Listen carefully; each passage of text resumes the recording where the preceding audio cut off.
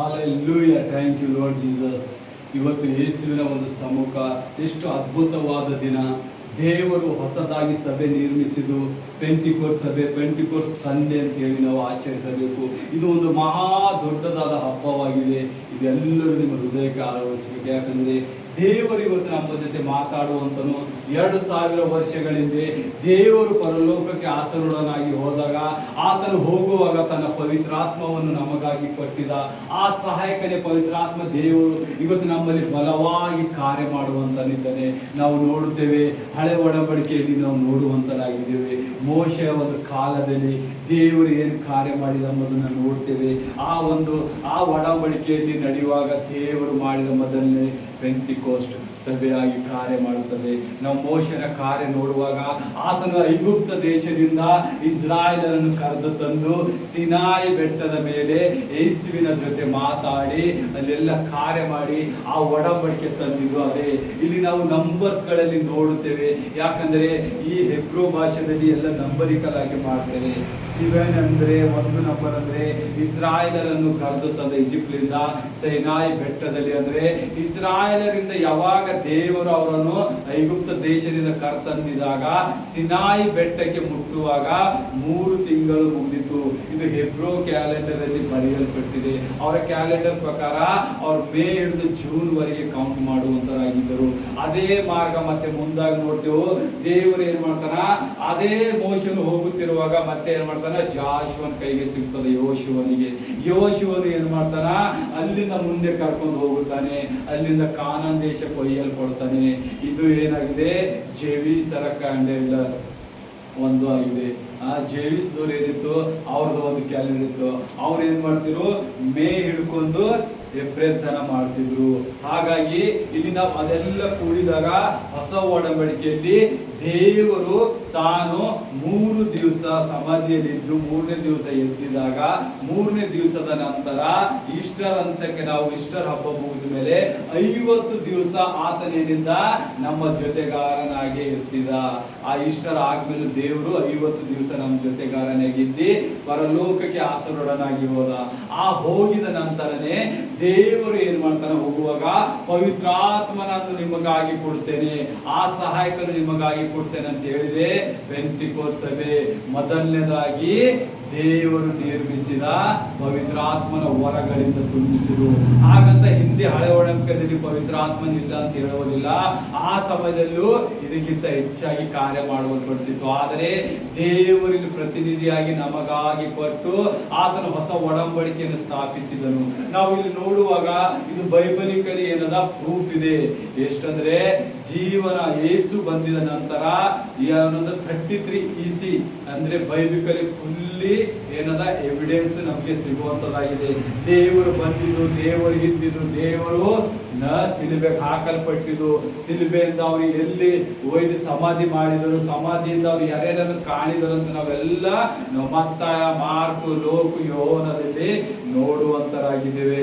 ಇಷ್ಟೆಲ್ಲ ಎವಿಡೆನ್ಸ್ ಇದ್ದಾಗಿ ಆತನು ದೇವರ ಮಗನು, ಆತನು ದೇವರಾಗಿದ್ದನು. ಆತನು ಹೋಗುವಾಗ ಆ ಪವಿತ್ರಾತ್ಮ ದೇವರು ನಮಗಾಗಿ ಕೊಟ್ಟಿದ. ನಾವು ನೋಡುತ್ತೇವೆ, ಎಲ್ಲ ಆದ ಮೇಲೆ ದೇವರು ಪರಲೋಕಕ್ಕೆ ಆರೋಹಣನಾಗಿ ಹೋದಾಗ ಆ 12 ಮಂದಿ ಶಿಷ್ಯರೆಲ್ಲ ಕೂತಿ ಏನ್ ಮಾಡ್ತಾರ, ಬಂದು ಒಂದು ಮನೆಯಲ್ಲಿ ಸೇರುತ್ತಾರೆ. ಆ ಮನೆಯಲ್ಲಿ ಸೇರಿದಾಗ ಅವರೆಲ್ಲ ಕುಂತಿ ಪ್ರಾರ್ಥಿಸುವಾಗ ಉರಿಯುವ ಬೆಂಕಿಯಂತೆ ಪವಿತ್ರಾತ್ಮನ ಅವರ ನಾಲಿಗೆ ಮೇಲೆ ಉರಿಯುತ್ತಾನೆ. ಅವರ ನನವಾದ ಭಾಷೆಗಳು ಆಡುತ್ತಾರೆ. ನಾವು ನೋಡೋಣ, ತೆಗಿರಿ ಅಪೊಸ್ತಲರ ಕೃತ್ಯಗಳು 2ನೇ ಸಂಧಿ 1ನೇ ವಚನದಲ್ಲಿ ಓದಿರಿ, ಎಷ್ಟು ಅದ್ಭುತವಾಗಿ ದೇವರು ಬರೆಯಲ್ಪಟ್ಟಿದ್ದಾನೆ. ಪಂಚಶತಮಾನ ದಿನದ ಹಬ್ಬವು ಬಂದಿರಲಾಗಿ ಅವರೆಲ್ಲರೂ ಏಕ ಮನಸ್ಸಿನಿಂದ ಒಂದೇ ಸ್ಥಳದಲ್ಲಿ ಕೂಡಿದರು. ಆಗ ಬಿರುಗಾಳಿ ಬೀಸುವುದಂತೆ ಎಂಬಂತೆ ಪಕ್ಕನೆ ಆಕಾಶದೊಳಗಿಂದ ಬಂದು ಒಂದು ಶಬ್ದವನ್ನುಂಟಾಗಿ ಅವರು ಕೂತಿದ್ದ ಮನೆಯಲ್ಲೆಲ್ಲ ತುಂಬಿಕೊಂಡಿತು. ಅದಲ್ಲದೆ ಉರಿಯುತ್ತಿದ್ದ ನಾಲಿಗೆಗಳು ವಿಗಂಡಿಸಿಕೊಳ್ಳುವ ಹಾಗೆ ಅವರಿಗೆ ಕಾಣಿಸಿ ಅವರಲ್ಲಿ ಒಬ್ಬೊಬ್ಬರ ಮೇಲೆ ಒಂದೊಂದಾಗಿ ಕುಂತಿಕೊಂಡವು. ಆಗ ಅವರೆಲ್ಲರೂ ಪವಿತ್ರಾತ್ಮರಾಗಿ ಆ ಆತ್ಮನು ತಮಗೆ ನುಡಿಯುವ ಶಕ್ತಿಯನ್ನು ಕೊಡುವ ಪ್ರಕಾರ ಬೇರೆ ಬೇರೆ ಭಾಷೆಗಳಲ್ಲದೆ ಮಾತನಾಡುವುದಕ್ಕೆ ಪ್ರಾರಂಭಿಸಿದರು. ಆಮೇನ್. ನೋಡಿ, ದೇವರು ಯಾವಾಗ ಅವರೆಲ್ಲ ಒಂದೇ ಮನಸ್ಸಾಗಿ ಅವ್ರು ಏನ್ ಮಾಡಿದ್ರು, ಒಂದು ಮನೆಯಲ್ಲಿ ಕೂತಿದರು. ಆ ಕೂತಿದಾಗ ದೇವರು ಏನ್ ಮಾಡಿದ್ರು, ಪವಿತ್ರಾತ್ಮ ದೇವರು ಪಕ್ಕನೆ ಅವರ ಮೇಲೆ ಬಂದು ಬಿರುಗಾಳಿಯಂತೆ ಬೀಸಿ ಆಕಾಶದಿಂದ ಬಂದು ಆ ಮನೆಯಲ್ಲಿ ಹೊಕ್ಕಿತು. ಆ ಹೊಕ್ಕಿದಾಗ ಅವರ ನಾಲಿಗೆಯೆಲ್ಲ ವಿಚಿತ್ರವಾಗಿ ವಿಗಂಡವಾಗಿ ಏನ್ ಮಾಡಿದ್ರು, ಉರಿಯುವ ನಾಲಿಗೆಯಂತೆ ನಾನಾ ಭಾಷೆಗಳಲ್ಲಿ ಪ್ರಾರ್ಥನೆ ಶುರುವಾಯಿತು. ಬೆಂಕಿ ಅಭಿಷೇಕ ಉರಿಯಲ್ಪಡ್ತು. ಇದಕ್ಕೆ ನಾವು ಮುಂದೆ ಕೊರಿಂಥಿ 12ರಲ್ಲಿ ನೋಡ್ತೇವೆ, ದೇವರ ವರವನ್ನು ಕರಿತೇವೆ, ಆತ್ಮನ ವರವು. ಈ ಆತ್ಮನ ವರವು ಯಾರ್ಯಾರು ಯೇಸು ಕ್ರಿಸ್ತನಲ್ಲಿ ಅಂಗೀಕರಿಸಿ, ಯೇಸು ಕ್ರಿಸ್ತನೇ ಬರಬೇಕಾದ ಯೇಸು ಕ್ರಿಸ್ತನು ಮಸಿಯನು ಅಂತೇಳಿ ಅಂಗೀಕರಿಸಿದಾಗ, ಅವ್ರು ಪಶ್ಚಾತ್ತಾಪ ಪಟ್ಟು ತಮ್ಮ ಪಾಪಗಳನ್ನು ಅರಿಕೆ ಮಾಡಿದಾಗ ದೇವರು ಕೊಡಲ್ಪಡುವಂತ ವರಗಳಾಗಿದ್ದಾವೆ. ಈ ವರಗಳಲ್ಲಿ ಟೋಟಲ್ ಆಗಿ 9 ವರಗಳು ಬರುವಂತದಾಗಿದೆ. ಈ 9 ವರಗಳಲ್ಲಿ ಒಂದನೇದು ಇನ್ನ ನಾವು ನೋಡುವಂತದ್ದು ಇಲ್ಲಿ 2 ವರಗಳಾಗಿದ್ದೇವೆ. ಮೊದಲನೇದು ಅನ್ಯ ಭಾಷೆ ಅಂತ ಹೇಳಿದ್ರೆ, ಇನ್ನೊಂದು ನಾನಾ ವಿಧವಾದ ಭಾಷೆಗಳು ಅಂದ್ರೆ 2. ಒಂದೇನದ ದೇವರಿಗೆ ಮೊರೆ ಹೊಕ್ಕುತ್ತಾ ವಿಗಂಡಿಸುತ್ತವಾಗಿ ಪ್ರಾರ್ಥಿಸುವ ಪ್ರವಾದನೆ ಹೇಳ್ತಿದ್ರು. ಇನ್ನೊಂದು ನಾನಾ ವಿಧವಾದ ಭಾಷೆಗಳು ಅಂದ್ರೆ ನಿನಗೆ ಬರಲಾರದಂತ ಲ್ಯಾಂಗ್ವೇಜ್ ಗಳೆಲ್ಲ ದೇವರು ಆ ಮಾತಾಡಿಸ್ತಾ ಇದ್ದಿದ್ದನು ಪ್ರಾರ್ಥನೆಯಲ್ಲಿ. ಅದೇ ನಾವು ನೋಡುತ್ತೇವೆ. ಅಲ್ಲಿದ್ದ ಜನರೆಲ್ಲ ನೋಡಿ ಎಲ್ಲ ಕಡೆಯಿಂದ ಇಸ್ರಾಯೇಲ್ ಜನರಲ್ಲಿ ಅಲ್ಲಿ ಏನ್ ಮಾಡ್ತಿದ್ರು, ಬಿಸ್ನೆಸ್ಗಾಗಿ ಬಂದಿದ್ದ ಜನರೆಲ್ಲರೂ ಕೂತಿರ್ತಾರೆ. ಕೂತಿದ್ದಾಗ ಆ ವಿಗಂಡವಾಗಿ ಇವರೆಲ್ಲ ಮೇಲ್ಗಡೆ ಕೂತು ಏನ್ ಮಾಡ್ತಾರೆ, ಅನ್ಯ ಭಾಷೆಯಲ್ಲಿ ಪ್ರಾರ್ಥಿಸುವಾಗ ಅಲ್ಲಿ ಕೆಳಗಿದ್ದ ಜನರಂತರ ನೋಡಿ ಮಧ್ಯಾಹ್ನದಲ್ಲೇ ಕುಡಿದು ಯಾವ ರೀತಿಯಾಗಿ ಚೀರುತ್ತಿದ್ದಾರೆ, ಇವರು ಮದ್ಯಪಾನ ಮಾಡಿ ಮತರಾಗಿದ್ದಾರೆ ಅಂತಾರ. ಆದ್ರೂ ದೇವರ ಕಾರ್ಯ ನಿಲ್ಲುವುದಿಲ್ಲ.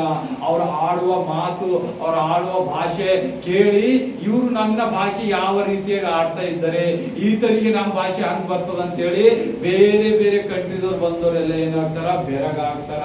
ಇವತನಿಗೆ ಹೆಂಗ್ ನಮ್ ಮಾತಾಡ್ತಾನ. ಆ 120 ಜನರ ಮೇಲೆ ದೇವರು ಒಬ್ಬೊಬ್ಬರಿಗೆ ಬೇರೆ ಬೇರೆ ವಿಧವಾದ ಅನ್ಯ ಭಾಷೆಯ ವರವನ್ನು ಕೊಟ್ಟಿರ್ತಾನೆ. ಅವ್ರು ಏನ್ ಮಾಡ್ತಾರ, ಒಬ್ಬೊಬ್ಬರು ಒಂದೊಂದು ಲ್ಯಾಂಗ್ವೇಜ್ ಅಲ್ಲಿ ಮಾತಾಡುವಂತರಾಗಿದ್ದಾರೆ. ಈಗ ನನಗೆ ಕನ್ನಡ ಬರ್ತದಂದ್ರೆ ನಿಮಗೆ ಕನ್ನಡ ಬರಲ್ಲ, ಆದ್ರೆ ದೇವರು ನಿಮ್ಮಲ್ಲಿ ಕನ್ನಡ ಮಾತಾಡುವಂತ ಶ್ರಮೆ ಕೊಟ್ಟು ನನ್ನನ್ನು ಅರ್ಥ ಮಾಡಿಸಿದ. ಆಗ ಅವರೆಲ್ಲರೂ ಬೆರಗಾದರು. ಈತರು ನಮ್ಮ ಭಾಷೆನೇ ಬರಲ್ಲ, ಇವ್ರ ಈ ಲೋಕನೇ ಬಿಟ್ಟು ಹೋಗಿಲ್ಲ, ಇವ್ರು ಇಸ್ರಾಯೇಲ್ ಇಂದ ಹೊರಗೆ ಹೋಗಿಲ್ಲ, ಇವ್ರಿಗೆ ನಮ್ಮ ಭಾಷೆ ಹೆಂಗ್ ಬರ್ಲತ್ತದ ಅಂತ ಹೇಳಿ ಅವ್ರು ತುಂಬಾ ಏನಿರ್ತಾರ, ಕಳವಳಗೊಡ್ತಾರ. ಅದೇ ಸಮಯದಲ್ಲಿ ಪೇತ್ರನ ಏನ್ ಮಾಡ್ತಾನ, ಕೆಳಗೆ ಬಂದು ಗಟ್ಟಿಯಾಗಿ ಪವಿತ್ರಾತ್ಮ ಭರಿತನಾಗಿ ಮಾತಾಡ್ತಾನ. ನಾವು ಕುಡ್ದಿಲ್ಲ, ದೇವರ ಆತ್ಮನಿಂದ ನಾವು ಮಾತಾಡ್ತಾ ಇದ್ದೇವಂದಿ. ಅವ್ರ ಸಾರಿದ ವಾಕ್ಯಕ್ಕೆ ನಂಬಿ ಅಲ್ಲಿ ಜನರು ಆ ಸಭೆ ಏನ್ ಸ್ಥಾಪವಾಯ್ತಲ್ಲ, ಅವತ್ತಿನ ದಿವಸ 3,000 ಜನರು ಬ್ಯಾಪ್ಟಿಸಮ್ ತಗೊಂಡಿದ್ದರು. ಆಮೇನ್. ನೋಡಿರಿ ಎಷ್ಟು ಅದ್ಭುತ. 3,000 ಜನರು ಒಂದೇ ದಿವಸದಲ್ಲಿ. ಆಟ ಸಮಯದಲ್ಲಿ ಯಾರು ಯೇಸುವನ್ನು ನಂಬುವರಿಲ್ಲ, ಯೇಸು ಪ್ರವಾದಿ ಅಂತ ಹೇಳುವರು, ಯೇಸುವಿಗೆ ದೇವರೇ ಇಲ್ಲ ಅಂತ ಹೇಳಿ ಅಂಗೀಕರಿಸಿದರು. ಆ ಒಂದು ಅದ್ಭುತ ನೋಡಿ ಆ ಅನ್ಯ ಭಾಷೆದವರ ಆ ಪವಿತ್ರಾತ್ಮನು ತುಂಬಿದಾಗ ಅವರೆಲ್ಲರೂ ಏನ್ ಮಾಡಿದರು, ನಂಬಿಕೆ ಇಟ್ಟಿದರು. ಆ ನಂಬಿಕೆ ಮಾತು ಎಲ್ಲಿಂದ ಬರ್ತದ, ಪವಿತ್ರ ಆತ್ಮ ನಮ್ಮಲ್ಲಿ ಹೇಳಿದಾಗ. ಇವತ್ತು ನಿನಗೆ ಅನ್ಯ ಭಾಷೆ ಬರುತ್ತದ, ನಿನಗೆ ಅನ್ಯ ಭಾಷೆ ಬರುತ್ತದ, ನಿಮಗೆ ಅನ್ಯ ಭಾಷೆ ಬರುತ್ತದ. ಯಾದರಿಂದ ನೀವು ದೇವರ ಸಮ್ಮುಖದಲ್ಲಿ ಹೋಗಿದ್ದೀರಿ. ದೇವರು ನಿಮ್ಮನ್ನು ಆರಿಸಲ್ಪಟ್ಟಿದ್ದಾನೆ, ದೇವರ ಕೆಲಸಕ್ಕಾಗಿ ನಿಮ್ಮನ್ನು ಆರಿಸಲ್ಪಟ್ಟಿದ್ದಾನೆ. ದೇವರ ಕಾರ್ಯ ಮಾಡಬೇಕು. ಯಾವ ರೀತಿಯಾಗಿ ಪೇತ್ರನು ಅಲ್ಲಿ ಹೆಂದ ಮಾತಾಡಲಂತವನು, ಅಂಜುವಂತನು, ನನಗೆ ಮಾತಾಡಕ್ ಬರಲ್ಲ ಅಂತೇಳಿ ಹಿಂದಿಂದಿ ಜರುಗುವಂತ ನಿಂತಿದ್ದ. ಆದರೆ ದೇವರು ಅವನಿಗೆ ಬಲವನ್ನು ಕೊಟ್ಟಿ ಅವನ ಮೂಲಕವೇ ಪ್ರತಿಷ್ಠಿಸಿದ. ಇಲ್ಲಿ ಮತ್ತೊಂದು ನೋಡ್ತೇವೆ, ಪೇತ್ರನು ಏನಾಗಿದ, ಅಪೋಸ್ತಲರದ ಒಂದು ಕಾರ್ಯದ ಮೇನ್ ವ್ಯಕ್ತಿಯಾಗಿ ಒಂದು ಬೀಗವನ್ನು ಕೊಟ್ಟಿದ್ದ ದೇವರು. ಅಪೋಸ್ತಲರನ್ನು ಮುಂದೆ ನಡೆಸುವ ಕಾರ್ಯಗಳೆಲ್ಲ ಪೇತ್ರನ ಮೂಲಕನೇ ಕಾರ್ಯವಾಯಿತು. ಆತನ ಮೂಲಕನೇ ಅಪೋಸ್ತಲ ಎಂಬುವ ಬೀಗದ ಕೈ ಕೊಟ್ಟಿದ್ದು. ಆ ದ್ವಾರದಲ್ಲಿ ಎಂಟ್ರಿ ಮಾಡಬೇಕಾದ್ರ ಪೇತ್ರನ ಮೂಲಕನೇ ಕಾರ್ಯವಾಯಿತು. ಅವಾಗ ಪೇತ್ರನ ಅಲ್ಲಿ ಮಾತಾಡಿ ಆ ದೇವರ ವಾಕ್ಯ, ಯೇಸುವಿನ ಅದ್ಭುತ ಕಾರ್ಯಗಳು ನೋಡಿ 3,000 ಜನರು ದೀಕ್ಷಾಸ್ನಾನ ತಗೊಂಡ್ರು. ದೇವರು ಬಂದಿದ ಕಾರ್ಯವೇನು? ಆತನ ಎಲ್ಲ ಪ್ರೊಫೆಸಿಗಳನ್ನು ಫುಲ್ಫಿಲ್ ಮಾಡ್ದ. ನಾವು ಎವೆಲ್ಲ ನೋಡ್ತೇವೆ 2ನೇ ಸಂಧಿ 28 ಮತ್ತೆ 32 ಒಳಗೆ ಅಲ್ಲಿ ದೇವರು ಏನೇನು ಕಾರ್ಯ ಮಾಡ್ತಾನ ಅಂತ ಒಂದು ನೋಡಿ ತೆಗಿರಿ.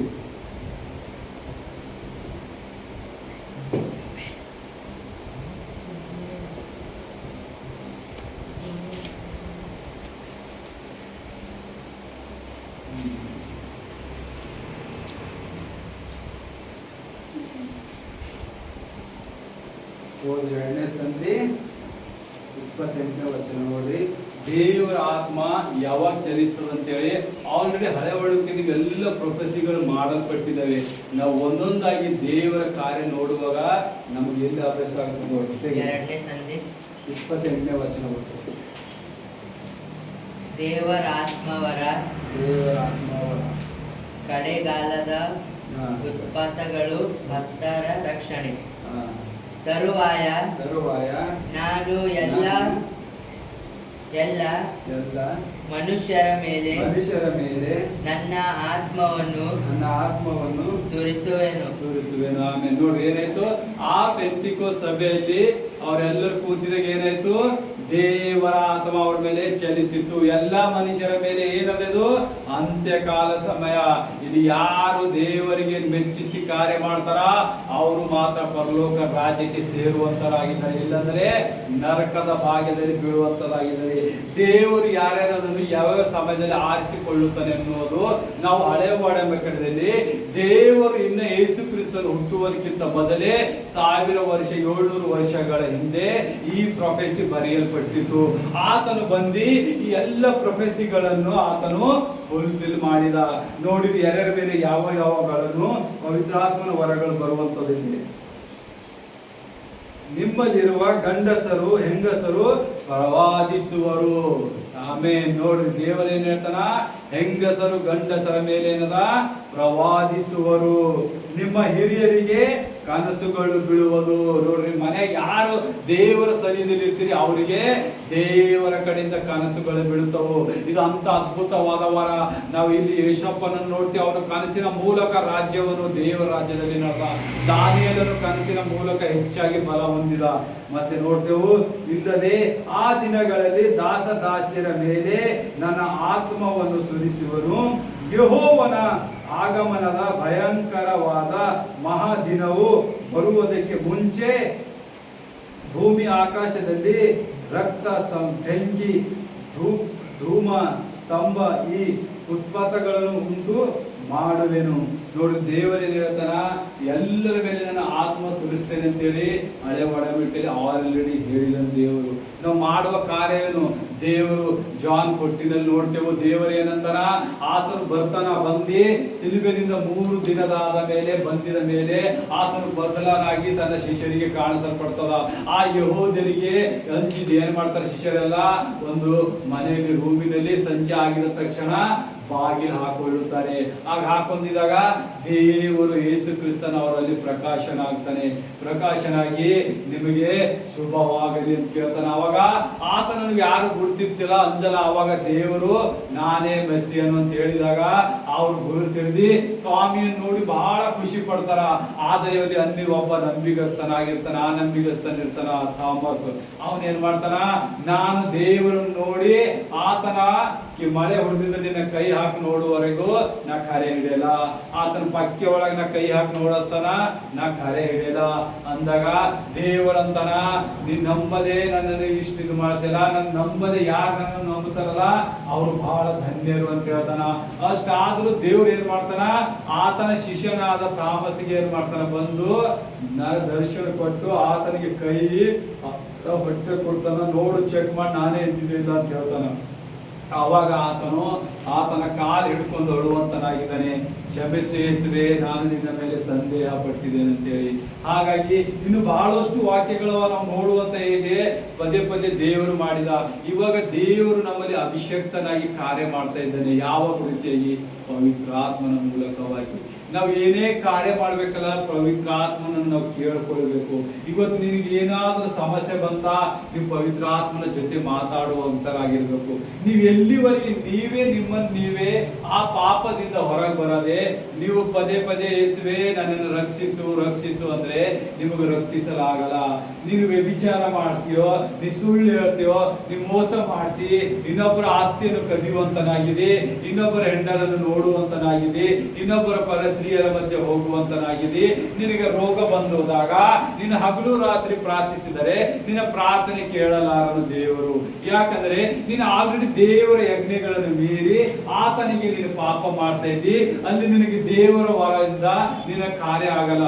ನೀನು ದೇವರ ಮಗನಾಗಿ ಅನಿಸಿಕೊಳ್ಬೇಕಾದರೆ ಆ ಪಾಪಗಳೆಲ್ಲ ಬಿಟ್ಟು ಯೇಸುವಿನ ಮುಂದೆ ನೀನು ಪಶ್ಚಾತ್ತಾಪ ಪಟ್ಟಾಗ ಪವಿತ್ರಾತ್ಮ ದೇವರು ನಿನಗೆ ಕಾರ್ಯ ಮಾಡ್ತಾನ. ನಿನಗೆ ಸಮಸ್ಯೆ ಇರ್ಬೋದು, ಸಾಲದ ಸಮಸ್ಯೆ ಇರ್ಬೋದು, ಚಿಂತೆ ಕೊರತೆಗಳಿರ್ಬೋದು, ಆದರೆ ದೇವರು ಬಿಡಿಸ್ತಾನೆ. ಎಲ್ಲಿವರೆಗೆ ನೀನು ದೇವರ ಸಮ್ಮುಖದಲ್ಲಿ ನಡೆಯಲ್ಲ. ನೋಡ್ರಿ, ಒಂದು ಚಿಕ್ಕ ಕತೆ ಹೇಳ್ತೇನೆ. ನಿಜವಾಗಿದ್ದು ಗೋವಾದಲ್ಲಿ ಏನ್ ಮಾಡ್ತಾರ, ಕುರಿ ಕಾಯುವ ಹುಡುಗರು ಏನ್ ಮಾಡ್ತಾರ, ಒಂದು ಮರ ಕಟ್ ಮಾಡಿ ಒಂದು ದೊಡ್ಡದಾದ ಕ್ರಾಸ್ ರೆಡಿ ಮಾಡ್ತಾರ. ಆ ಸಿಲ್ವೆ ರೆಡಿ ಮಾಡಿ ಅಲ್ಲಿದ್ದ ಒಬ್ಬ ಯೌವನಸ್ಥರೆಲ್ಲ ಕುಂತ ಏನ್ ಮಾಡ್ತಾರ, ಒಂದು ಬೆಟ್ಟದ ಮೇಲೆ ಹೊಡೆದು ಏನ್ ಮಾಡ್ತಾರ, ಅದನ್ನು ಸ್ಟ್ಯಾಂಡ್ ಮಾಡ್ತಾರ. ನಿಲ್ಲಿಸಿದಾಗ ಅವರೆಲ್ಲ ಏನ್ ಮಾಡ್ತಾರ, ಆ ಪಾಸ್ಟರ್ ದಿನನಿತ್ಯ ಹೋದಾಗ ಬಂದಾಗ ಪ್ರಾರ್ಥನೆ ಮಾಡ್ಕೊತಾ ಇರ್ತಿರು. ಆದ್ರೂ ಒಂದು ರಾತ್ರಿ ಏನಾಗ್ತದ, ಅವರು ಇಲ್ಲಿಂದ ಸ್ವಲ್ಪ ದೂರ ಇರ್ತಾರ, ಆದ್ರೂ ಗುಡ್ಡದಲ್ಲಿದ್ದ ಕ್ರಾಸ್ ಆ ಸಿಲ್ವೆ ಕಾಣಿಸಲ್ಪಡ್ತದ. ಅವಾಗ ಏನ್ ಮಾಡ್ತಾರ, ಆತನು ಇಲ್ಲಿ ನಿಂತಿ ಇವ್ರು ಏನೋ ಕೆಲಸ ಮಾಡ್ತಾ ಇರ್ತಾರ. ಮಾಡುವಾಗ ಆ ಕ್ರಾಸ್ ಅಲ್ಲಿ ಒಂದು ಮಿಂಚು ಅದನ್ನು ಕಾಣ್ತಾರ. ಇದು ನಿಜವಾದ ಗೋವಾ ಸ್ಟೋರಿ ಅದ. ಇದು ಗೋವಾದಲ್ಲಿ ಆಗಿದ ನಿಜವಾದ ದೇವರ ಕಥೆ. ಅಲ್ಲಿ ಆ ಸ್ಟ್ಯಾಂಡ್ ಅಲ್ಲಿ ಅದು ಅಲ್ಲಿ ಮಿಂಚುತ್ತಿರುವಾಗ ಏನಿದ್ದಿರ್ಬೋದು, ಮಳೆಗಿನ ಅದನ್ನ ಗುಡುಗು ಮಿಂಚಿಲತ್ತದ ಅಂತ ಹೇಳಿ ಏನ್ ಮಾಡಿದ್ರು. ಆದ್ರೂ ಅದಕ್ಕೆ ಹಂಗೆ ಗೋರಾಗಿ ನೋಡ್ತಾ ನೋಡ್ತಾ ನೋಡ್ತಾ ನಿಂತಿದಾಗ ಅದರ ಪ್ರಕಾಶ ಹೆಚ್ಚಾಗ್ತಾನೆ ಇತ್ತಂತ. ಮತ್ತೆ ನೋಡುವಾಗ ಆತನಿಂದ ಆತ್ಮಿಕವಾಗಿ ನೋಡುವಾಗ ಅಲ್ಲಿ ದೇವರು ಸಿಲುಬೆಗೆ ಹಾಕಿದ ದೃಶ್ಯವನ್ನು ಅವನು ನೋಡಿದಂತ. ಆ ಪಾಸ್ಟರು ಅವನ ಜೊತೆ ಇದ್ದವರು ಓಡಿ ಓಡಿ ಓಡಿ ಹೋಗುವಷ್ಟರೊಳಗೆ ಅಲ್ಲಿ ದೇವರ ಪ್ರಸನ್ನತೆ, ಅಂದ್ರೆ ದೇವರೇ ಸಿಲುಬೆಗೆ ಹಾಕದಿರಲ್ಲ, ಆ ಒಂದು ಏನು ಅದ್ಭುತ ಬೆಳಕಿರ್ತದಲ್ಲ, ಬೆಳಕಿನ್ನು ಹಂಗೆ ಇರ್ತದ. ಅವನಲ್ಲಿ ಏನ್ ಮಾಡ್ತಾನೆ, ಹೋಗಿ ಮೊಣಕಾಲು ಊರಿ ಆತನ ಎರಡು ಕೈಗಳ ಎತ್ತಿ ಪ್ರಾರ್ಥಿಸುವಾಗ ಅವನ ಕೈಗಳಿಂದ ಸುಗಂಧ ಪರಿಮಳ ಬರುವಂತ ಸ್ಟಾರ್ಟ್ ಆಗ್ತದೆ. ಮೊದಲನೇದಾಗಿ ಆ ಪರಿಮಳ ಸ್ಟಾರ್ಟ್ ಆದಾಗ ಅವನು ಅನ್ಯ ಭಾಷೆಯಲ್ಲಿ ಪ್ರಾರ್ಥಿಸ್ತಾ ದೇವರ ಅಭಿಷೇಕ ಹೊಂದದ. ಅವಾಗ ದೇವರ ಪ್ರಸನ್ನತೆ ಅವನಿಗೆ ಸಿಕ್ತು. ಅಷ್ಟಾಗದೆ ಆತನು ಪ್ರಾರ್ಥಿಸಿ ಹಿಂದೆ ಬರುವಾಗ ಆ ಕ್ರಾಸ್ ಏನಾಯ್ತ, ಸಿಲುಬೆ ಎತ್ತರವಾಯ್ತು ಅಂತಾನೆ, ದೊಡ್ಡದಾಯ್ತಂತ. ಅದು 10 ಫೀಟ್ ಇದ್ದಿದ್ದು 50 ಫೀಟ್ ಆಯ್ತಂತ ಒಮ್ಮೆ. ಅದು ಇಲ್ಲಿವರೆಗೆ ಮಿರಾಕಲ್ಸ್ ಇದೆ. ಈ ಎಲ್ಲ ಕಥೆಗಳು ಇವೆಲ್ಲ ನಿಜವಾದ ಸ್ವರೂಪ. ಕಥೆ ಹೇಳೋದಕ್ಕಿಂತ ಮೊದಲು ದೇವರ ಅದ್ಭುತ ಅಂತ ಹೇಳ್ಬೇಕು ನಾವು. ಇವತ್ತು ದೇವರು ನಮ್ಮಲ್ಲಿ ಎಷ್ಟು ಕಾರ್ಯ ಮಾಡ್ತಾ ಇದ್ದಾನೆ ಅಂತ ನಾವು ಆವರಿಸ್ತಾ ಇಲ್ಲ. ದೇವರು ನಮ್ಮನ್ನು ಯಾವ ರೀತಿಯಾಗಿ ನಡೆಸ್ತಾ ಇದ್ದಾನೆ ನಾವು ಕಲಿತಾ ಇಲ್ಲ. ನಾವು ಏನ್ ಮಾಡ್ತಾ ಇದ್ದೇವೆ, ದೇವರಿಗೆ ತಿರಸ್ಕರಿಸ್ತಾ ಇದ್ದೇವೆ. ಪವಿತ್ರ ಆತ್ಮ ಎದಕ್ಕಾಗಿ ಬಂದಿದ್ದ ನಮ್ಮ ಹತ್ರ? ನಮಗಾಗಿ, ನಮ್ಮ ಪಾಪದಿಂದ ಬಿಡುಗಡೆ ಮಾಡೋಕ್ಕಾಗಿ. ಮೊದಲನೇದಾಗಿ ನಮ್ಗೆ ಜ್ಞಾನ, ನಮ್ಗೆ ವಿವೇಕವನ್ನು ಕೊಡಕ್ಕೆ. ಯಾಕಂದ್ರೆ ನಾವು ಅಜ್ಞಾನಿಗಳಾಗಿದ್ದೇವೆ ಅಂತ ಹೇಳ್ತದ ಕೊರಿಂಥೆ 12ನೇ ಸಂಧಿ. ನೀವು ಅಲ್ಲಿ ಓದ್ಬೇಕು. ಅಲ್ಲಿ ಓದಿದಾಗಂತರ ನೀವು ಮೊದಲು ಆ ವಿವೇಕಿಯಾಗಿ ಅಜ್ಞಾನಿಗಳಾಗಿದ್ದರೆ, ಅವಾಗ ಪವಿತ್ರ ಆತ್ಮ ದೇವರಲ್ಲಿ ಬಂದಾಗ ನಿಮಗೆ ಜ್ಞಾನ ವಿವೇಕದಿಂದ ತುಂಬಿಸುವಂತನಾಗಿದ್ದಾನೆ. ನೀವೆಲ್ಲಿ ಜ್ಞಾನ ವಿವೇಕ ಬಂತಲ್ಲ, ನೀವೆಲ್ಲ ಕಾರ್ಯಗಳಲ್ಲಿ ಸ್ಪಷ್ಟವಾಗಿ ಮುಂದೆ ನಡೆಯುತ್ತೀರಿ. ಅದಕ್ಕೆ ದೇವರು ಮೊದಲು ಏನ್ ಮಾಡ್ದ, ಆ ಪವಿತ್ರಾತ್ಮನ ಕಳಿಸಿ ನಮಗೆ ಜ್ಞಾನ ಉದಯ ಆಯ್ತು. ಆ ಪೇತ್ರಗೆ ಮಾತಾಡುವುದಕ್ಕೂ ಬರಲಾರದಂತನಿಗೆ ಏನ್ ಮಾಡ್ದ, ಜ್ಞಾನ ಕೊಟ್ಟ. ಯಾರು? ಪವಿತ್ರಾತ್ಮನ ಸಾಮರ್ಥ್ಯದಿಂದ. ಆ ಪವಿತ್ರಾತ್ಮನ ಸಾಮರ್ಥ್ಯ ಬಂದಾಗ ಏನ್ ಮಾಡ್ದ ಪೇತ್ರನು, ಅಲ್ಲಿ ವಾಕ್ಯ ಹೇಳುವುದಕ್ಕೆ ಪ್ರಾರಂಭಿಸಿದ. ಆ ಮಧ್ಯ ಜನರಲ್ಲಿ ಒಂದು ಎಷ್ಟೋ ಜನರು, ಆ ಬಿಸಿನೆಸ್ ಬಂದಿದ್ದ ಜನರು ಎಷ್ಟೋ ಲಾಖೋ ಜನರು ಇದ್ದಿರ್ಬೋದು. ಆದ್ರೆ ಪೇತ್ರನು ಹೇಳುವ ವಾಕ್ಯದಲ್ಲಿ ಅವ್ರ ಹೃದಯದಲ್ಲಿ ಬಿಟ್ಟು ಅವರೆಲ್ಲರೂ ಅದೇ ದಿವಸ ಏನ್ ಮಾಡಿದ್ರು, ದೀಕ್ಷೆ ಸ್ನಾನ ಮಾಡಿಸ್ಕೊಂಡ್ರು. ಅದೇ ದಿವಸದಲ್ಲಿ. ಅದು ಮರುದಿನ ಇಲ್ಲ, ಮುಂದಿನ ದಿನ ಇಲ್ಲ, ಮತ್ತೆ ನೋಡರಂದಿಲ್ಲ. ನೋಡ್ರಿ, ಅವಾಗ ಎಷ್ಟು ಬಲವಾಗಿ ಪವಿತ್ರಾತ್ಮ ಕಾರ್ಯ ಮಾಡ್ತಿದ್ದನು. ಇವಾಗೂ ಅದೇ ಬಲವಾದ ಕಾರ್ಯ ಮಾಡ್ತಾನೆ. ಆದರೆ ಮನುಷ್ಯರು ಕೆಟ್ಟು ಹೋಗುತ್ತಾ ಇದ್ದಾರೆ. ಯಾದಕ್ಕಾಗಿ? ತನ್ನದೇ ಆದ ಆಲೋಚನೆ, ಐಶ್ವರ್ಯ, ಅದು ಏನು ಉಡಬೇಕು, ಏನು ಊಟ ಮಾಡಬೇಕು, ಯಾರಿಗೆ ಹಾಳು ಮಾಡಬೇಕು, ಯಾರ ಮನೆಯನ್ನು ಹೊಡಿಬೇಕು, ಎಲ್ಲಿ ಏನ್ ಹಾಕರಿ, ಯಾರಿಗೆ ಹಿಂದೆ ಹಾಕರಿ, ಎಲ್ಲಿ ಮುಂದೆ ಹೋಗರಿ. ಆದ್ರೆ ದೇವರ ಆತ್ಮನ ಮೂಲಕ ನಡೆಯೋಣ, ದೇವರ ಏನಂತ ಜ್ಞಾನವನ್ನು ಪಡೆಯೋಣ, ದೇವರ ವಿವೇಕ ಪಡೋಣ, ದೇವರ ಮಾರ್ಗದಲ್ಲಿ ಹೋಗೋಣ. ನಾನಿವತ್ತು ಜಾಬ್ ಮಾಡ್ತಾ ಇದ್ದಾನ, ದೇವರ ವಾಕ್ಯ ಯಾರಿಗಾದ್ರೂ ಹಂಚೋಣ ಅಂತ ಹೇಳ್ತಾರೆ. ಯಾಕಂದ್ರ ಪವಿತ್ರ ಆತ್ಮನ ವರ ಬೇಕಾಗಿಲ್ಲ ಅವರಿಗೆ. ದಾಹ ಇದ್ದವರಿಗೆ ದೇವರು ನಡೆಸುವಂತನಾಗಿದ್ದಾನೆ. ಹೇಳ್ಬೋದು, ನೀ ಎಷ್ಟೋ ಪಾಸ್ಟರ್ಗಳು ಅಲ್ಲಲ್ಲ, ಎಷ್ಟೋ ಮಂದಿ ಅಲ್ಲಲ್ಲ, ಅವರಿಗೆಲ್ಲ ಯಾಕೆ ಕಷ್ಟ ಬರಲತ್ತವ ಮತ್ತ ಅವ್ರು ಪ್ರತಿನಿತ್ಯ ಕಾರ್ಯ ಮಾಡ್ತಾರ, ಪ್ರತಿನಿತ್ಯ ಪ್ರಾರ್ಥನೆ ಮಾಡ್ತಾರ, ಯಾಕೆ ಅವ್ರಿಗೆ ಪವಿತ್ರ ಆತ್ಮ ದೇವರು ಕಾರ್ಯ ಮಾಡ್ತಾ ಇಲ್ಲ ಅಂತ ಹೇಳಿ ಇವತ್ತು ಎಲ್ಲ ಹೃದಯದಲ್ಲಿ ಏನ್ ಮಾಡ್ತಾರ, ಆ ಮಾತುಗಳು ಬರ್ತಾವ. ಆ ನಿನಗೆ ನಂಬುವಂತ ಮಕ್ಕಳು, ನಿನ್ನಲ್ಲಿ ನಡೆಯುವಂತರಿಗೆ ನೀನು ಉದ್ಧಾರ ಮಾಡ್ತಾ ಇಲ್ಲ. ನಮಗೆ ಏನ್ ಮಾಡ್ತಿ, ನಮ್ಮ ಹೃದಯದಲ್ಲಿ ಅದು ಜಾಗವಿಲ್ಲ ಅಂತ ಹೇಳ್ತೀರಿ. ಆದರೆ ದೇವರ ಕಾರ್ಯ ಅನ್ಯೂನ್ಯತೆವಾಗಿರ್ತದ. ಇವತ್ತು ನನ್ನನ್ನು ಪಾಸ್ಟರ್ ಮಾಡಿದನೆಂದ್ರೆ ನಾನೊಂದು ರೋಗದಲ್ಲಿ ಬಿದ್ದಿದ, ನಾವೊಂದು ಎಲ್ಲೆಲ್ಲಿ ತಪ್ಪುಗಳ ಕೆಲಸಗಳು ಮಾಡ್ತಿದ್ದ, ಸುಳ್ಳು ಮೋಸಗಾರ ಇದ್ದಿದ, ಆದ್ರೆ ನನ್ನ ಎಬ್ಬಿಸಿ ತಂದು ಇವತ್ತು ನಿಮ್ ಮುಂದೆ ಕಾರ್ಯ ಮಾಡ್ತಾ ಇದ್ದಾನೆ. ನಾ ಆ ಜೀವಿತದಲ್ಲಿ ಇರೋದು ಕರೆಕ್ಟ್ ಇತ್ತ, ಈ ಜೀವಿತದಲ್ಲಿ ಇರೋದು ಕರೆಕ್ಟ್ ಇತ್ತು. ದೇವರ ಸಮ್ಮುಖದಲ್ಲಿ ನಡೆದಿ ಆತನ ಪವಿತ್ರಾತ್ಮನನ್ನು ತುಂಬಿ ಆತನ ವರಗಳಿಂದ ಆತನ ಫಲಗಳಿಂದ ತುಂಬಿಸಿ ಇವತ್ತು ಕಾರ್ಯ ಮಾಡುವಂತೆ ನಾನು ನಡೆಸ್ತಾ ಇದ್ದಾನೆ. ಅದೇ ರೀತಿಯಾಗಿ ಅವರಿಗೆ ಎಷ್ಟು ಬಯಕೆ ಇದೆ, ಅವರಿಗೆ ಎಷ್ಟು ಕಾರ್ಯ ಮಾಡಬೇಕು ದೇವರು ಮಾಡಿಸ್ತಾ ಇದ್ದಾನೆ. ಆತನ ಮಕ್ಕಳಿಗೆ ಏನು ಕಮ್ಮಿ ಇಲ್ಲದಂಗೆ ನಡೆಸುವಂತ ದೇವರಾಗಿದ್ದಾನೆ. ಇದು ನಿಮ್ಮ ತಪ್ಪಾದ ಕಲ್ಪನೆ ಅದ. ಆತನ ಮಕ್ಕಳಿಗೆ ಯಾರು ಉಪವಾಸ ಇರುವುದಿಲ್ಲ, ಆತನು ತಂದು ಊಟ ಕೊಡುವಂತನಾಗಿದ್ದಾನೆ. ಆದರೆ ನೀನು ಅಷ್ಟು ದೇವರಲ್ಲಿ ಭಯ ಭಕ್ತಿಯಿಂದ ಇರಬೇಕು, ದೇವರ ಯಜ್ಞಗಳ ಮೇಲೆ ನಡಿಬೇಕು, ದೇವರು ಕೊಟ್ಟಿದ ಒಡಂಬಡಿಕೆ ಮೇಲೆ ನೀನು ನಡಿಬೇಕು. ಆ ಮೋಶೆ ಸೀನಾಯಿ ಪರ್ವತದ ಮೇಲೆ ಹೋಗಿ ಯಾವ ರೀತಿಯಾಗಿ 10 ಕಮಾಂಡ್ಸ್ಮೆಂಟ್ಸ್ ತಂದನಲ್ಲ, ಆ 10 ಕಮಾಂಡ್ಸ್ಮೆಂಟ್ ತಂದಿದಾಗ ದೇವರ ಹೊಸ ಒಡಂಬಡಿಕೆ ತಯಾರಾಯ್ತು. ಯಾವಾಗ ದೇವರು ಬಂದಾಗ ಯೇಸು ಕ್ರಿಸ್ತನ ಅದನ್ನು ಫುಲ್ಫಿಲ್ ಮಾಡಿ ಪವಿತ್ರ ಆತ್ಮನ ಮೂಲಕ ನಮ್ಮನ್ನು ನಡೆಸ್ತಾ ಇದ್ದಾನ. ಯಾವಾಗ ನೀವು ಪವಿತ್ರ ಆತ್ಮನ ಮೂಲಕ ನಡೀತೀರಿ, ನಿಮಗೆ ಹೊಸ ಬಲ ಸಿಗ್ತದೆ, ಆ ಹೊಸ ಸಹಾಯಕ ನಿಮಗಾಗಿ ಕಾಣುತ್ತಾನೆ. ಆತನೇ ಯೇಸು ಆಗಿದ್ದಾನೆ, ಆತನೇ ಪವಿತ್ರಾತ್ಮ ದೇವರಾಗಿದ್ದಾನೆ, ಆತನೇ ಸರ್ವಶಕ್ತನಾದ ದೇವರಾಗಿದ್ದಾನೆ. ಸೊ ಇವತ್ತಿನ ಅತಿ ಪರಿಶುದ್ಧವಾದ ವಾಕ್ಯಕ್ಕಾಗಿ ಸ್ತೋತ್ರ. ಈ ಪೆಂಟಿಕೋಸ್ಟ್ ಸಂಡೇ ದಿವಸ ನಮ್ಮನ್ನು ದೇವರು ಆಚರಿಸುವಂತೆ ನಮ್ಮನ್ನು ಇವತ್ತು ಕರೆದಕ್ಕಾಗಿ ಸ್ತೋತ್ರ. ಈ ಸಭೆಯಲ್ಲಿ ಬಹಳ ಅದ್ಭುತವಾಗಿ ಕಾರ್ಯ ಮಾಡಲಿಕ್ಕಾಗಿ ಸ್ತೋತ್ರ. ಯೇಸುವೆ, ಅಂತಿಮವಾಗಿ ನಿನ್ನ ಬ್ಲೆಸ್ಸಿಂಗ್ ಪ್ರೇರಿಗಾಗಿ ಕಾಯುತ್ತಿದ್ದೇವೆ ಏಸಪ್ಪ. ಈ ಪ್ರಾರ್ಥನೆ ನಿನಗಾಗಿ ಯೇಸುವೆ, ನಮ್ಮೆಲ್ಲರನ್ನು ಮುಟ್ಟು ಏಸಪ್ಪ, ನಮ್ಮ ಪ್ರಾರ್ಥನೆ ಮರ್ಯಾದೆ ಕೇಳು ಏಸಪ್ಪ. ನೀನು ಪೆಂಟಿಕೋಸ್ಟ್ ಸಭೆಯಲ್ಲಿ ಸ್ವಾಮಿ ಯಾವ ರೀತಿ 2000 ವರ್ಷಗಳ ಹಿಂದೆ ಸ್ವಾಮಿ ನೀನು ಬಂದು ಪವಿತ್ರಾತ್ಮನ ವರದಿಂದ ತುಂಬಿಸಿದೆ ಏಸಪ್ಪ ಸಭೆಯಾಗಿ. ಈ ಹೊಸ ಸಭೆಯಲ್ಲಿ ನಿನ್ನ ಕಾಲಿಟ್ಟಿದ್ದಕ್ಕಾಗಿ ಸ್ತೋತ್ರ ಏಸಪ್ಪ. ನಿನ್ನ ಹೆಚ್ಚಾಗಿ ಇಲ್ಲಿ ಜನರು ಸ್ವಾಮಿ ನಿನ್ನನ್ನು ಕೇಳುವಂತೆ ನಿನ್ನ ವರಗಳಿಂದ, ನಿನ್ನ ಜ್ಞಾನದಿಂದ, ನಿನ್ನ ವಿವೇಕದಿಂದ ತುಂಬಿಸಿದೆ ಏಸಪ್ಪ. ಪವಿತ್ರಾತ್ಮ ದೇವರೇ, ಇನ್ನು ಯಾರು ಬರಲಿಲ್ಲ ಸ್ವಾಮಿ, ಯಾರು ನಿನ್ನಿಂದ ದೂರಿದ್ದರೆ ಆ ಮಕ್ಕಳಿಗೆಲ್ಲ ನಿನ್ನ ಮುಟ್ಟು ಏಸಪ್ಪ. ನಿನ್ನ ಪರಿಶುದ್ಧತೆ ಹೇಳು, ಒಳ್ಳೆಯದು ನೆಟ್ಟದು ಎಲ್ಲ ಹೃದಯದಲ್ಲಿ ತುಂಬಿಸಿ ಏಸಪ್ಪ. ಇಲ್ಲಿಂದ ಸಭೆಯಲ್ಲಿ ಕುಂತಿದ ಮಕ್ಕಳ ನಿನ್ನ ಆಶೀರ್ವಾದ ಮಾಡಿ ಏಸಪ್ಪ. ಪರಿಶುದ್ಧ ದೇಹ ರಕ್ತದಿಂದ ಮುಟ್ಟಿ ಅವರ ಚಿಂತೆ ದುಃಖ ಭಾರಗಳೆಲ್ಲ ನೀಗಿಸಿ ಏಸಪ್ಪ. ಬಲಪಡಿಸು, ಉನ್ನತಿ ಅಭಿವೃದ್ಧಿ ಪಡಿಸು ಏಸಪ್ಪ. ಈ ಮಕ್ಕಳ ಸೌಭಾಗ್ಯದಿಂದ ಮೇಲಕ್ಕೆ ಎತ್ತಿ ಏಸಪ್ಪ. ಎಲ್ಲ ದುರಾತ್ಮನ ಕಾರ್ಯಗಳು ಮುರಿಯಲ್ಪಡಲಿ, ಅಬ್ಧಕಾಲ ಶಕ್ತಿಗಳು ಮುರಿಯಲ್ಪಡಲಿ ಯೇಸುವೆ. ಈ ಮಕ್ಕಳಿಗೆ ಅಭಿವೃದ್ಧಿ ಪಡಿಸಿದಕ್ಕಾಗಿ ನಿನಗೆ ಸ್ತೋತ್ರ. ಈ ಸಭೆಗೆ ಅಭಿವೃದ್ಧಿ ಪಡಿಸಿದಕ್ಕಾಗಿ ಸ್ತೋತ್ರ ಯೇಸುವೆ. ಎಲ್ಲ ಮಕ್ಕಳು ನಿನ್ನ ಕೈಗೊಪ್ಪಿಸ್ತೇನೆ ಜೀವನ ತಂದೆ ಯೇಸುವೆ. ನಿನ್ನ ಪರಿಶುದ್ಧ ಬೆಂಕಿ, ನಿನ್ನ ಪರಿಶುದ್ಧ ಅಭಿಷೇಕದಿಂದ ಮಕ್ಕಳ ಮೇಲೆ ಆಶೀರ್ವಾದ ಮಾಡಲಿಕ್ಕಾಗಿ ಸ್ತೋತ್ರ ತಂದೆ. ಆಮೇನ್, ಆಮೇನ್. ನನ್ನ ಮನವೇ ಯೆಹೋವನನ್ನು ಕೊಂಡಾಡು, ನನ್ನ ಸರ್ವೇಂದ್ರಿಗಳೇ ಆತನ ಪವಿತ್ರ ನಾಮವನ್ನು ಕೀರ್ತಿಸಿರಿ. ನನ್ನ ಮನವೇ ಯೆಹೋವನನ್ನು ಕೊಂಡಾಡು, ಆತನು ಮಾಡಿದ ಉಪಕಾರಗಳಲ್ಲಿ ಒಂದನ್ನೂ ಮರೆಯಬೇಡ. ಆಮೇನ್, ಆಮೇನ್.